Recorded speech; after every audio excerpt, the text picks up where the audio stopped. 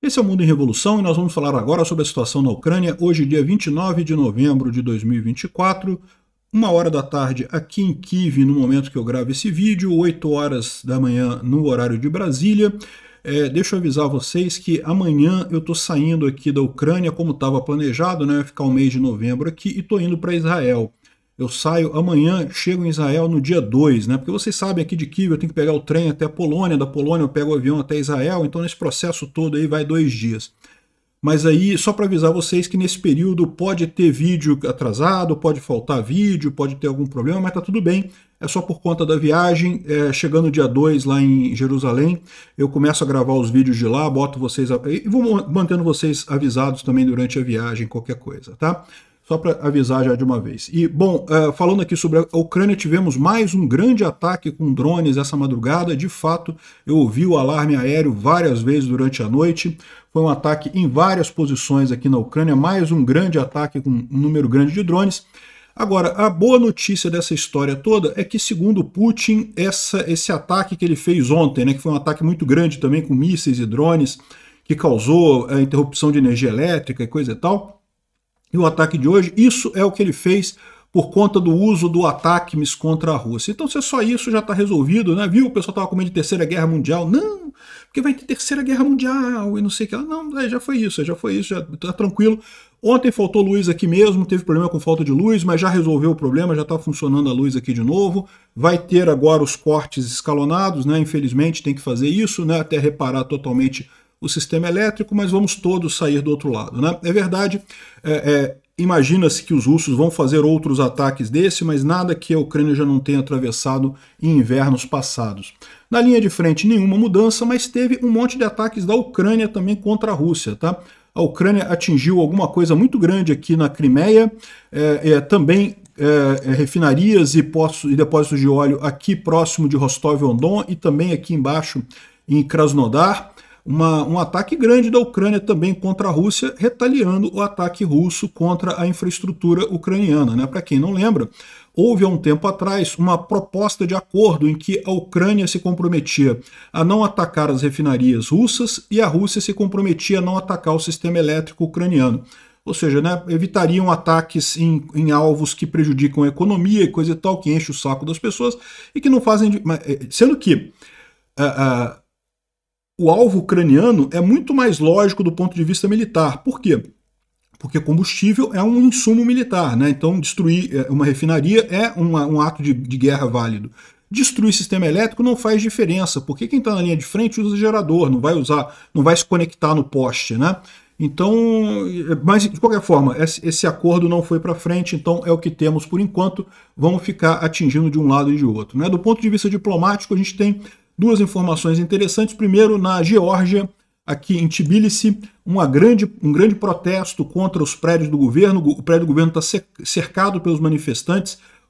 Por quê? Porque ontem o primeiro-ministro passou uma lei retirando a candidatura da Geórgia à Comunidade Europeia. Então o pessoal está revoltado com isso, a gente já explicou esse problema aqui, é basicamente o mesmo problema que tinha a Ucrânia, né? A população como um todo quer participar da comunidade europeia, quer a prosperidade europeia, mas a elite aristocrática socialista do país quer ficar do lado da Rússia porque ganha mais dinheiro desse jeito, né? Então esse é o problema lá em Tbilisi, o revolta é muito grande com eles lá, né? Outra informação que a gente tem é a ameaça que o Putin fez ao Trump. Tá? O Putin ameaçou o Trump de morte, uma coisa preocupante mesmo, porque exatamente como a gente tem visto, né, o Trump está dando sinais de que vai continuar ajudando a Ucrânia, não era o que o Putin queria. Vamos falar sobre esses e outros assuntos em detalhes. Essas notícias foram sugeridas por Só Uso Camiseta para Gravar, Pauta com o Lula e várias outras pessoas. Obrigado aí ao pessoal que sugeriu notícias lá no nosso site, no wrevolving.com. E obrigado a você que está assistindo o nosso vídeo. Se você gosta do nosso conteúdo, por favor, deixe o seu like e se inscreva aqui no canal, né? Pois bem, então tivemos um ataque com 132 drones ontem aqui contra a Ucrânia, em vários lugares da Ucrânia, inclusive aqui em Kiev. Como eu falei para vocês, eu fui acordado de madrugada com alarme antiaéreo, muito drone, barulho de drone mesmo, zoeira de drone, de arma antiaérea, aqui no centro de Kiev. Então foi realmente um ataque muito grande, né? Dá para ver no mapa aqui que teve também em vários outros lugares aqui os drones derrubados. Felizmente, 88 foram derrubados pela defesa antiaérea, 41 com sistemas de guerra eletrônica, o que somando os dois dá 129, né? Um deles voltou para a Rússia. A gente já explicou para vocês que esses que voltam para a Rússia ou que voltam para Belarus é que os ucranianos conseguem hackear o drone e começam a controlar o drone e aí usam ele contra a própria Rússia, né? E, ou seja, no total, portanto, 130 foram derrubados. Teve 2 que atingiram o alvo, infelizmente, né? Os alvos foram principalmente apartamentos e propriedades privadas. Inclusive, dessa vez, não conseguiram atingir nada do sistema elétrico ucraniano, né? O sistema elétrico ucraniano está com problemas, tá?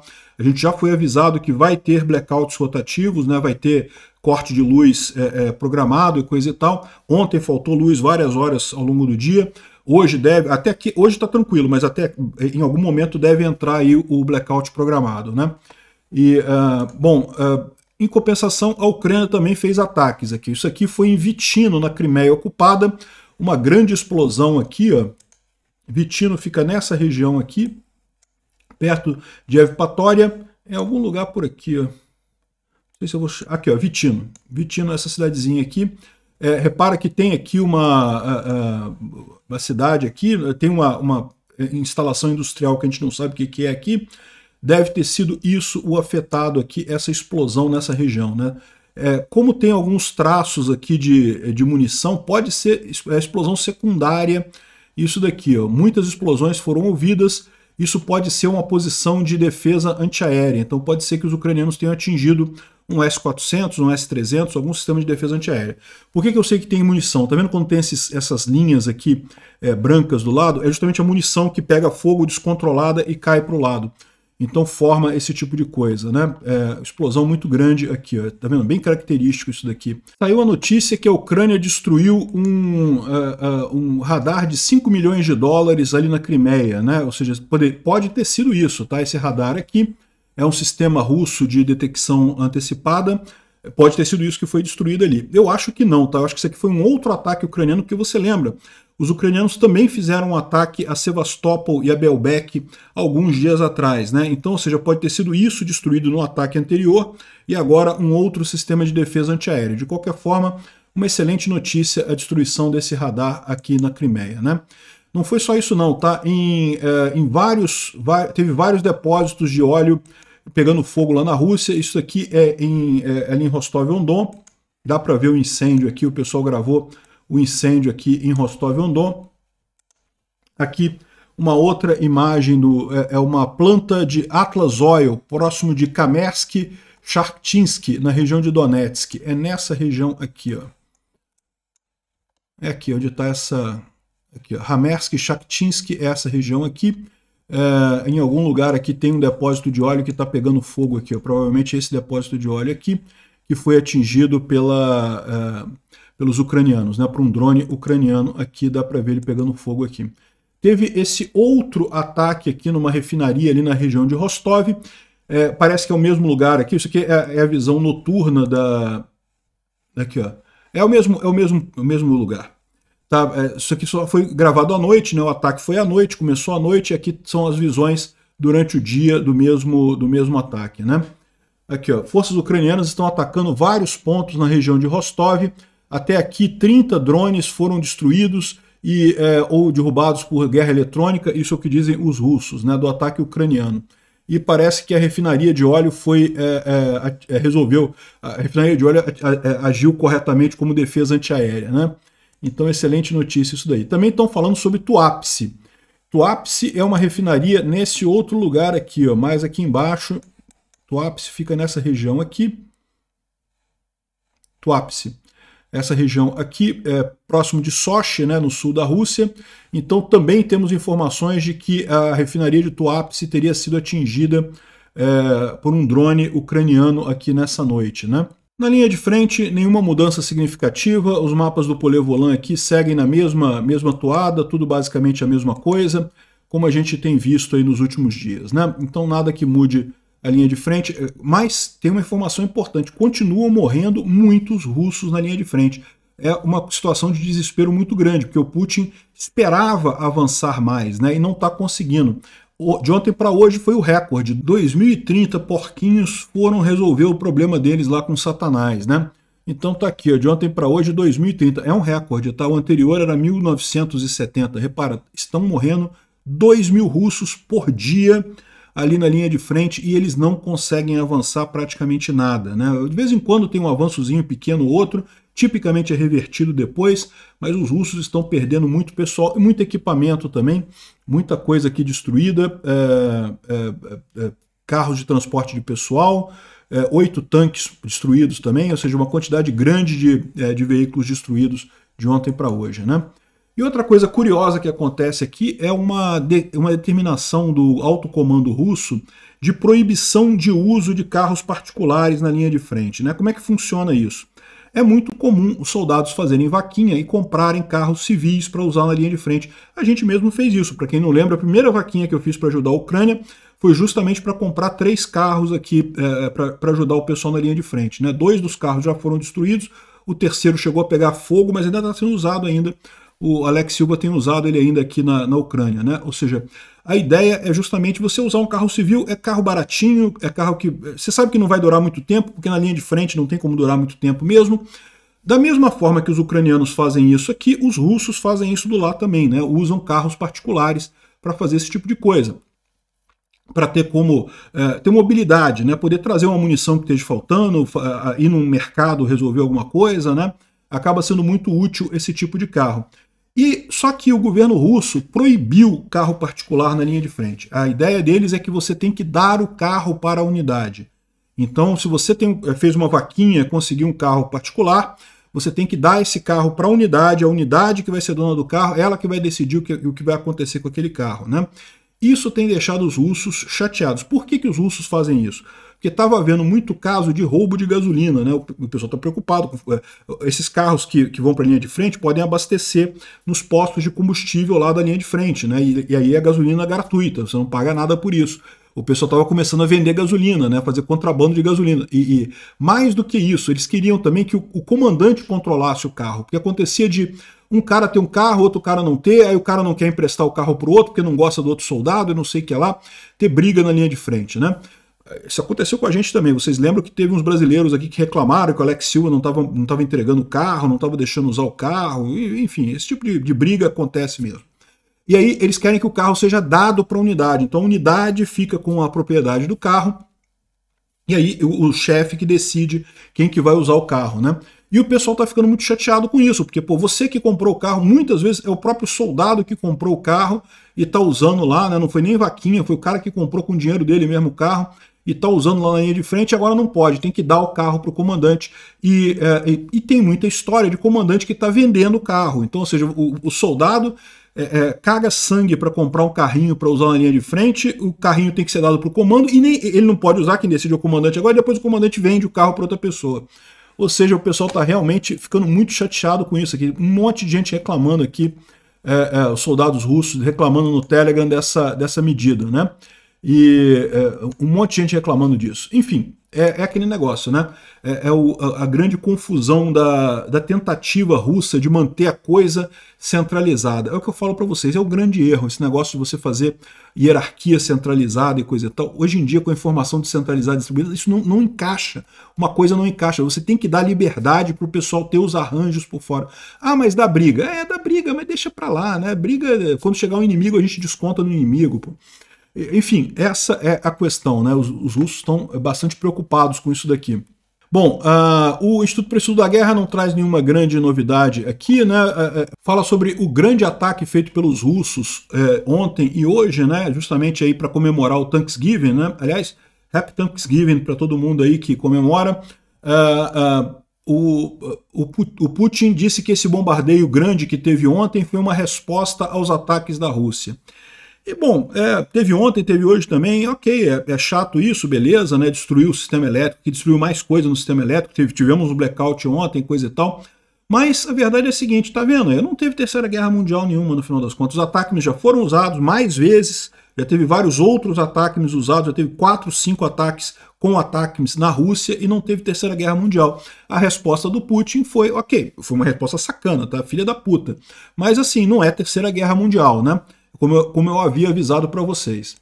Bom, a gente tem um problema aqui, os russos estão com um problema de deserção muito grande, tá? Parece que mais de 1.000 soldados Inclusive, dois tenentes-coronéis desertaram de uma única divisão russa, né? O pessoal está preocupado com a deserção lá, porque foi muita gente realmente, está começando a fazer falta esse pessoal lá. Toda guerra tem alguma deserção, né? Algum soldado que foge, alguém que às vezes, pelos mais variados motivos, ou porque está com medo da guerra, ou porque realmente tem algum problema, enfim, isso sempre acontece.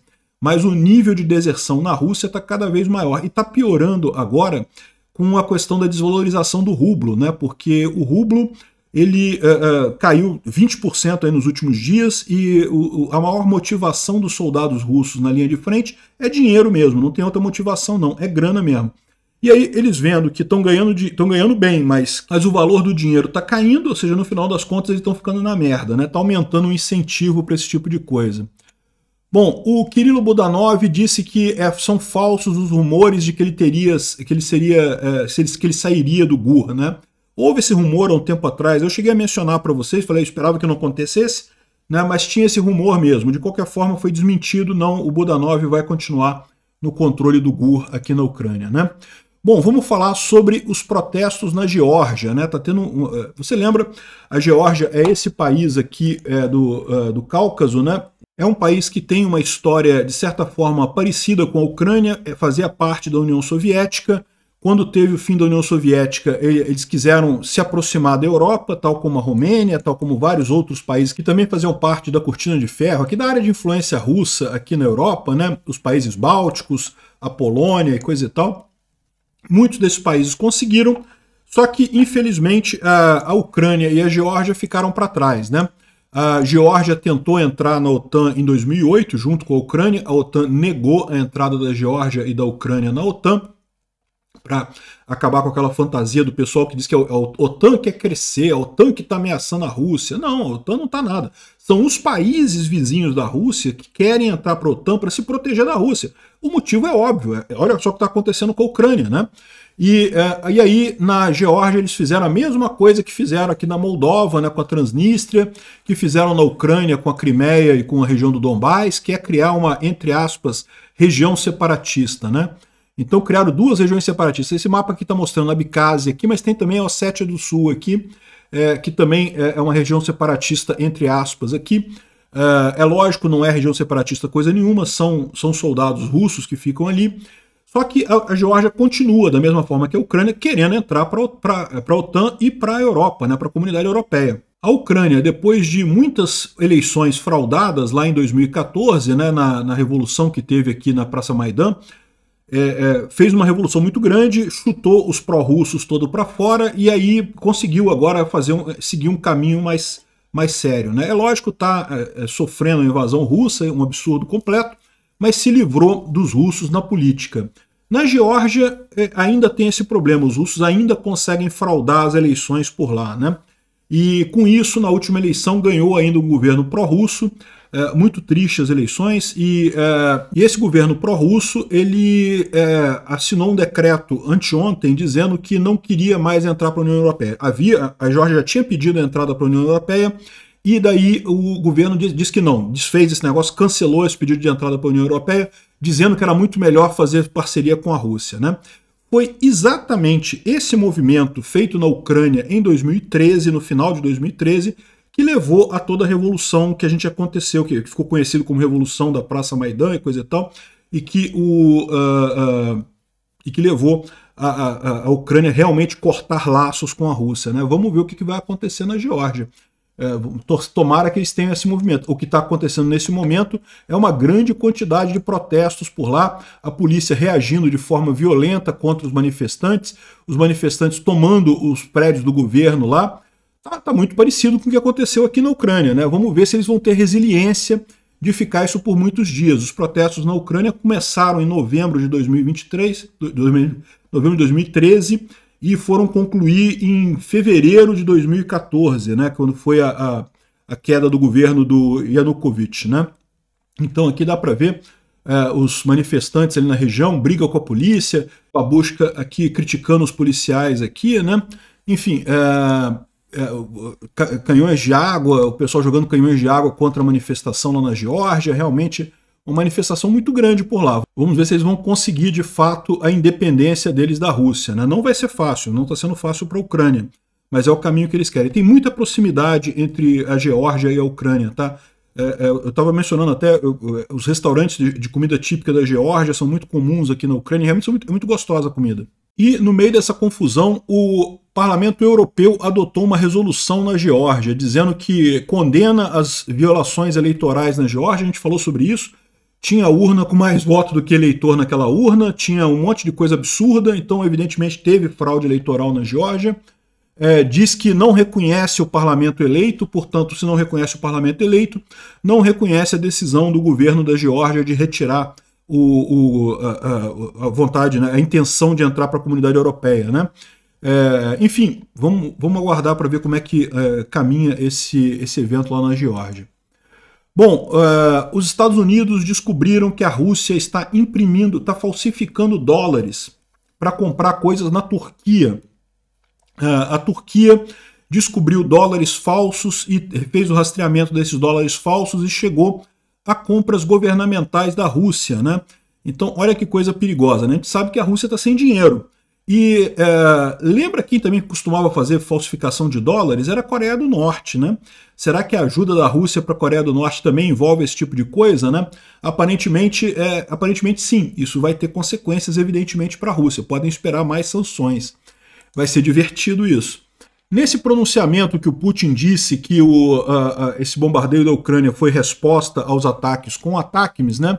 Ele também fez uma ameaça ao Putin, né? Uma ameaça não tão velada assim, né? Ele diz aqui, ó, o Trump não está seguro agora, eu espero que ele seja esperto e uma pessoa cuidadosa, né? Ele disse isso no sentido de que o governo Biden está prejudicando o Trump, o governo Biden é contra o Trump, coisa e tal. Mas tem que tomar cuidado, o Putin é mafioso. Quando ele fala esse tipo de coisa aqui, ele quer dizer exatamente isso. O Trump não está seguro agora. Eu espero que ele seja esperto e cuidadoso. Por que isso? Porque o Trump tem dado dicas de que não vai ser tão subserviente ao Putin como muita gente imaginava, né? Muita gente imaginava que o Trump seria uma cadelinha do Putin. Eu sempre falei que achava que o Trump não ia mudar tantas coisas assim com relação à Ucrânia, não, e poderia até melhorar, né? E o que a gente está vendo? A gente não sabe ainda como é que vai ser, né? Temos que aguardar o Trump tomar posse, coisa e tal. Mas o que a gente tem visto pelas nomeações que ele tem feito e pelas declarações que têm sido dadas é que, ao contrário, ele pode ajudar muito a Ucrânia no final das contas. Então, isso aqui parece recado de mafioso do Putin para o Trump, né? O Trump devia tomar cuidado realmente, principalmente com as U7 que estão perto de você, Trump. Toma cuidado com esse pessoal, é tudo mafioso. O Andrew Perpetua está falando aqui, o Andrew Perpetua, ele é de esquerda, ele era um dos caras que criticava o Trump, que esperava a vitória da Kamala Harris e coisa e tal. Ele está falando aqui, ó, eu acredito que a permissão para usar ATACMS na Rússia e o pacote de 24 bilhões de dólares para o ano que vem ou vieram do Trump com uma ideia dele, ou foram ideia do Biden e o Trump deu a benção dele, né? Aceitou também, né? Eu também acho que esse escalonamento do Putin na retórica, né, de Terceira Guerra Mundial, de bomba nuclear, não sei o que lá, foi, na verdade, uma conversa que está tendo por trás aí. Eu acho isso também, é o que eu estou falando para vocês, eu acho que o Putin está puto com o Trump porque achava que o Trump ia resolver o problema dele e está vendo que não vai resolver, né? Ou seja, em resumo, eu acho que o Putin forçou muito a mão dele e se ferrou, né? O Putin apostou todas as fichas que o Trump ia ganhar, ia congelar a guerra, e aí, pronto, salvou o Putin, salvou a Rússia. E o Trump não parece disposto a fazer isso, ou seja, o Putin ficou na merda, no final das contas, né? O Putin imaginou que capturar terras na Ucrânia daria a ele uma vantagem, né, um ponto de negociação para o resto do mundo. Quando, na realidade, o resto do mundo se importa muito mais sobre a economia russa do que sobre terra. Aliás, isso é um ponto que eu falo sempre, né? Comércio é o que traz a paz, né? Hoje em dia, terra, território capturado, meio que não faz diferença. Economia é muito mais importante, né? E, de fato, né, é por isso que a gente vive num século relativamente pacífico, apesar do Putin. É só o Putin mesmo que é um idiota com essas ideias ultrapassadas de território, de capturar território e coisa e tal. Essa ideia, a economia que importa, e a economia russa ficou num buraco tão grande agora que na verdade o Putin não tem uma vantagem na negociação, ele tem uma desvantagem, né? As pessoas agora veem a Rússia como algo que você pode tomar vantagem. Até o Lula está comprando diesel barato da Rússia e coisa e tal. Ou seja, os países todos do mundo estão vendo a Rússia como um pobre coitado surrado que você pode ir lá e aproveitar a vantagem dele, né?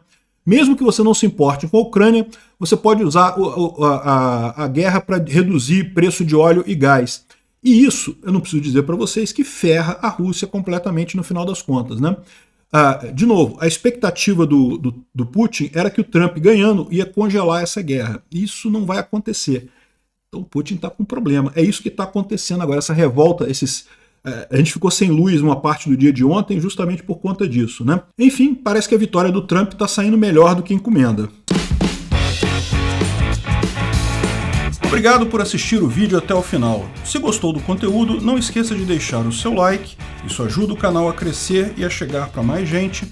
Se não gostou, deixe o dislike e explique nos comentários como podemos melhorar. Comente também sugestões de temas que podemos trazer por aqui. Comentários insultuosos ou defendendo ditaduras e criminosos de guerra serão sumariamente bloqueados. Agradeço a compreensão. Se ainda não é inscrito no canal, considere se inscrever clicando no botão inscrever-se abaixo e marcando a campainha para todos os avisos. Se quiser ajudar o canal, veja no nosso site como você pode fazer isso.